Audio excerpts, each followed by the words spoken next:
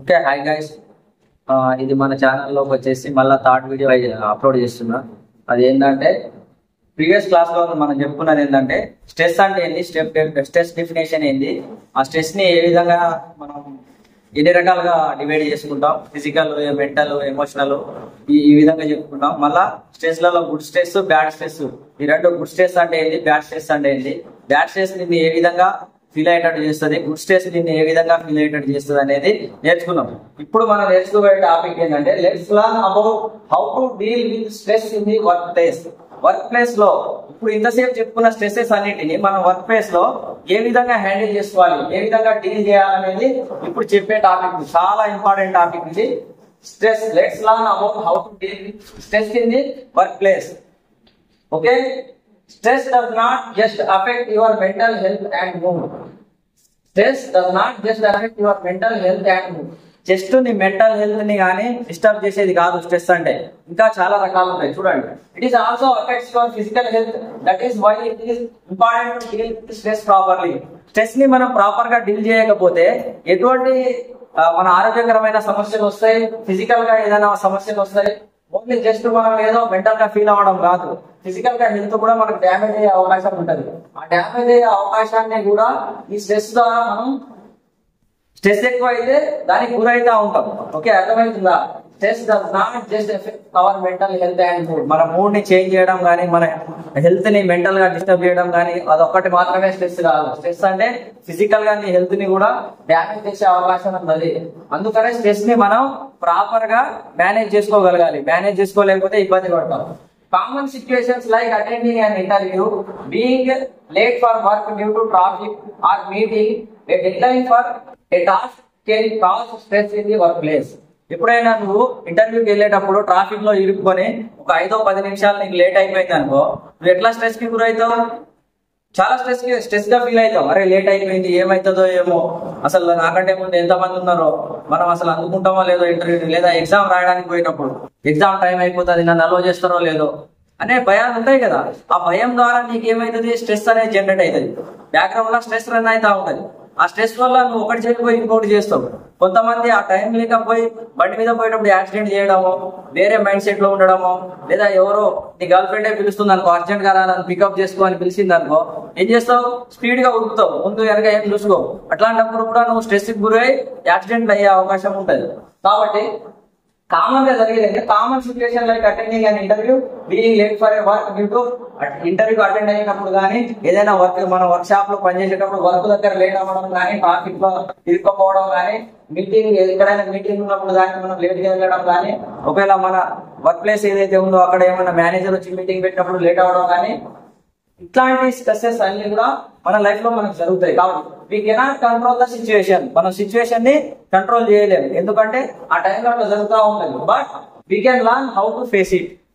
Situation మన చేతుల్లో లేదు, కానీ దాన్ని ఏ విధంగా మనం కంట్రోల్ చేయగలగాలి అనేది, మనం ఏ విధంగా దాన్ని ఫేస్ చేయాలనేది మన మీదనే ఆధారపడి ఉంటుంది, మన మీదనే డిపెండ్ అయి ఉంటుంది. ఆ సిచ్యువేషన్ ఏదైతే స్ట్రెస్ అనేది మన మీదకి వస్తుందో అప్పుడు దాన్ని ఇంపార్టెన్స్ ఇవ్వాలా లేదా అనేది మనమే ఆలోచించుకొని ఏం చేయాలి, దాన్ని ఏ విధంగా ఫేస్ చేయాలనేది మన మీద ఆధారపడి ఉంటుంది. చూడండి, let's learn about some of the healthy ways to deal with stress. Let's learn about some of the healthy ways to deal with stress. Stress ని డీల్ చేయడానికి కొన్ని హెల్తీ వేస్ ఉన్నాయి. అంటే హెల్తీ వేస్ అంటే ఆరోగ్యకరమైన దారుణం, అంతే కదా. ఆరోగ్యకరమైన కొన్ని టిప్స్ ఉన్నాయి దేన్ని, స్ట్రెస్ ని డీల్ చేయడానికి. అవేంటో చూడండి one by one. Identify the reason for stress. First stress రావడానికి కారణం ఏంటి, దాన్ని ఐడెంటిఫై చేయగలగాలి, దాన్ని గుర్తించగలగాలి.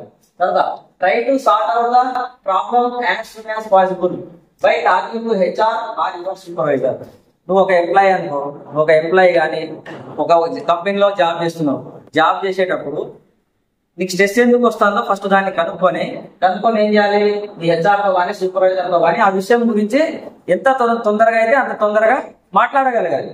మాట్లాడగలిగినప్పుడు నీలో ఉన్న స్ట్రెస్ తగ్గుతుంది, అంతే కదా. ఫర్ ఎగ్జాంపుల్ ఏదైనా మన ఫ్రెండ్స్ కానీ, మన గర్ల్ ఫ్రెండ్స్ కానీ ఎవరైనా మనకి ఏదైనా చెప్పిర్రు అనుకో, ఏదైనా విషయం ఏదైనా మనతో చెప్పుకుంటే లేదా మనతో బ్రేకప్ అవ్వడం కానీ ఇట్లాంటివి ఏమైనా అయినప్పుడు మనం ఫ్రెండ్స్ తో కానీ ఫ్యామిలీ మెంబర్స్ తో కానీ షేర్ చేసుకుంటేనే మన స్ట్రెస్ అనేది తగ్గుతుంది.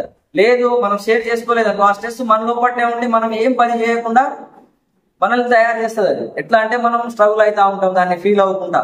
అట్లా స్ట్రగుల్ కాకుండా నువ్వు ఎప్పుడైతే డిస్కషన్ స్టార్ట్ చేస్తావో ఎవరితోనే, ఫ్యామిలీ మెంబర్స్ తో కానీ ఫ్రెండ్స్ తో కానీ, కంపెనీలో వర్క్ చేస్తే హెచ్ఆర్ తో కానీ మేనేజర్ తో కానీ, అంతే కదా. నీ ఫ్యామిలీకి సంబంధించిన స్ట్రెసెస్ ఏమైనా ఉంటే, పర్సనల్ విషయాలు ఏమైనా ఉంటే ఫ్రెండ్స్ తో కానీ ఫ్యామిలీతో షేర్ చేసుకుంటాం.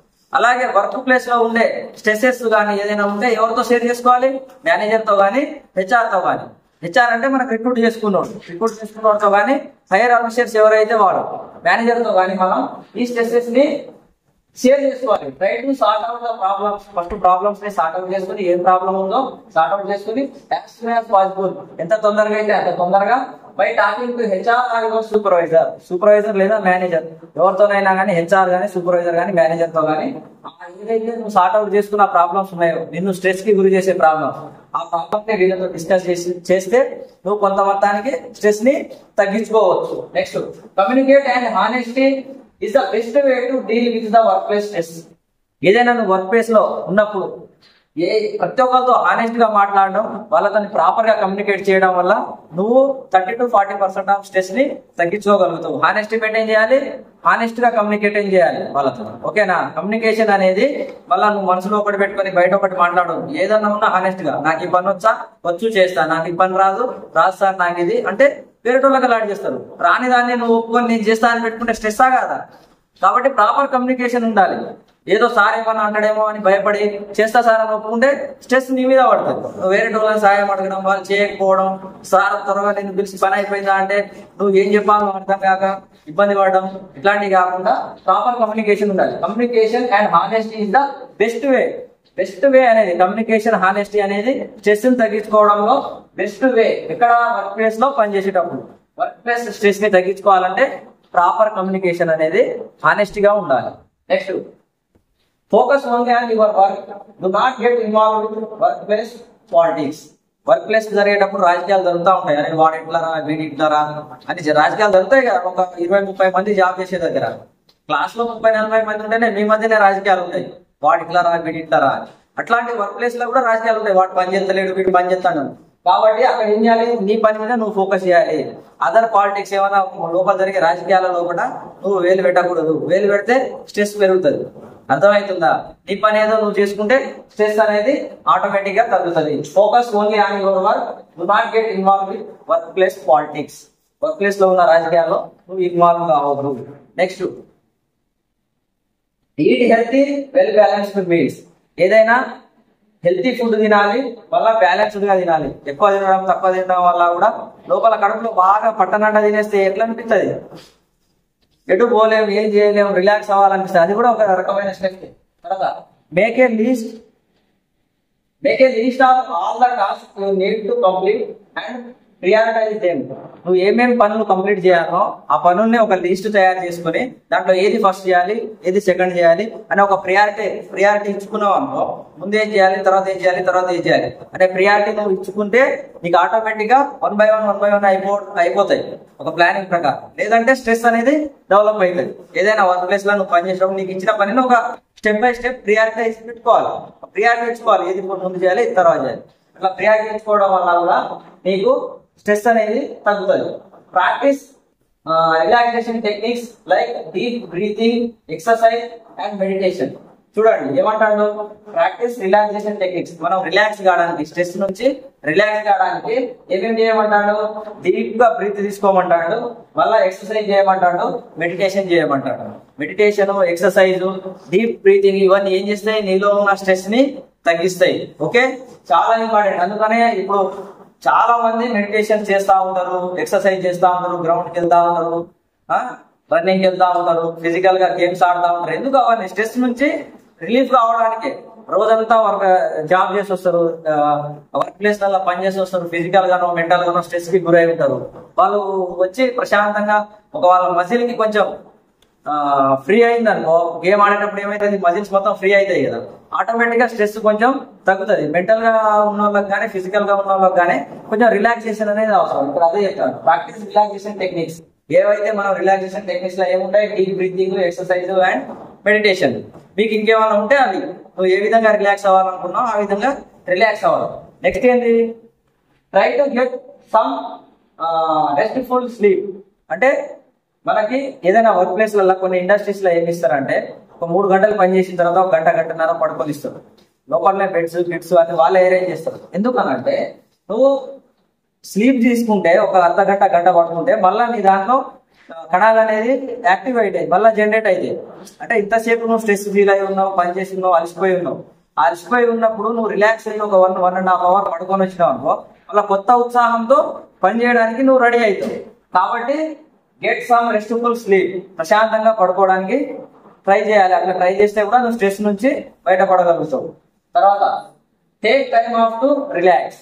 అంటే జాబ్ ఒక 8 గంటలు అయిపోయిన తర్వాత నువ్వు రిలాక్స్ గానికి కొంత టైంని పెట్టుకుని రిలాక్స్ అయినా కూడా నువ్వు స్ట్రెస్ నుంచి బయటపడవచ్చు. చూడండి, దీస్ ఆల్ టిప్స్ ఇప్పుడు ఏమైతే చెప్పుకున్నామో these tips will also help you in achieving a healthy work. ఏమంటాడు, these tips will also help you in achieving a healthy work. ఏదైతే పని చేస్తావో ఆ పని ఆరోగ్యకరంగా ప్రశాంతంగా కంప్లీట్ అవ్వాలి, మంచిగా ముగించాలి అనుకుంటే మన లైఫ్ కూడా ప్రాపర్ బ్యాలెన్స్ లో ఉంటది. ఈ టిప్స్ అన్ని పాటించుకుంటూ మనం మన హెల్తీ వర్క్ ని ముందుకు తీసుకెళ్ళకపోతే మన లైఫ్ కూడా మంచి బ్యాలెన్సింగ్ ఉంటది, ఆరోగ్యకరంగా ఉంటాం. అలాగే స్ట్రెస్ మనం మీదికి రాకుండా చూసుకుంటాం. పైన చెప్పిన టిప్స్ అన్ని పాటిస్తే ఏమేమి ఉన్నాయి టిప్స్ ఇప్పుడు అన్ని చెప్పినాం. ఇక్కడ చూడండి, డయాగ్రామ్ లో కూడా ఇచ్చిండు చూడండి. Socialize, breathe, sleep, exercise. అంటే సోషలైజ్ గా నువ్వు ఏమైనా ఉంటే సోషలైజ్ గా నువ్వు మోటివేట్ అవ్వడానికి కొన్ని స్పీచెస్ వినడం కానీ, లేదా డీప్ బ్రీత్ తీసుకోవడం కానీ, పడుకోవడం కానీ, ఎక్సర్సైజ్ కానీ, ఇవన్నీ మనల్ని స్ట్రెస్ నుంచి కొంచెం కాపాడగలుగుతాయి. స్ట్రెస్ ని మన నుంచి బయటికి పంపించడానికి తోడ్పడతాయి. తర్వాత ఏమున్నది ఇంకా, ఓకే ఇప్పుడు ఈ లెసన్ లో మనం ఏమేమి నేర్చుకున్నాం అంటే stress is caused when we are worried or uncomfortable about something. అంటే మనం దేని గురించి అయినా స్ట్రెస్ గా ఫీల్ అవుతున్నాం అనుకుంటే ఆ స్ట్రెస్ గురించి ఫీల్ కాకుండా ఎట్లా ఉండాలనేది నేర్చుకున్నాం. తర్వాత long term stress can lead to life long physical and mental health issues. Long term stress అంటేనే అది మన బాడీతోని, మన హెల్త్ పరంగా కానీ, మన ఫ్యామిలీ పరంగా కానీ ఏదైనా ఇబ్బంది ఉంది, జీవితాంతం ఇట్లానే ఉంటది అనుకుంటే దాన్ని ఏమంటాం, లాంగ్ టర్మ్ స్ట్రెస్ అంటాం. అది కూడా నేర్చుకున్నాం. తర్వాత good stress helpful to make one perform well. Good stress ఏం చేస్తుంది, నిన్ను ఇంకా ఉత్తేజపరుస్తుంది, నిన్ను మోటివేట్ చేస్తుంది, నీ పర్ఫార్మెన్స్ ని ఇంప్రూవ్ చేస్తుంది. అది కూడా నేర్చుకున్నాం. తర్వాత one most cultivate some of the healthy ways to deal with stresses. Stresses ని ప్రాపర్ గా డీల్ చేస్తేనే మనము ఒక మంచి హెల్తీ వాతావరణంలో పని చేయగలుగుతాం. ఓకే, ఇది మనం ఈ స్ట్రెస్ గురించి నేర్చుకున్నాం. స్ట్రెస్ అంటే ఏంది, స్ట్రెస్ లో టైప్స్ ఏంది ప్రీవియస్ వీడియోలో చెప్పిన. ఈ వీడియోలో వచ్చేసి మనం చెప్పింది ఏంది, స్ట్రెస్ ని ఏ విధంగా హ్యాండిల్ చేయాలి, స్టెప్స్ ని హ్యాండిల్ చేయడానికి ఉన్న టిప్స్ ఏంటి, వాటిని ఏ విధంగా పాటించాలనేది ఈ కంప్లీట్ వీడియోలో మీకు అందిస్తున్నా. దయచేసి దీన్ని షేర్ చేయండి, సబ్స్క్రైబ్ చేయండి, లైక్ చేయండి, మీ ఫ్రెండ్స్ అందరికి షేర్ చేయండి. Okay, thank you.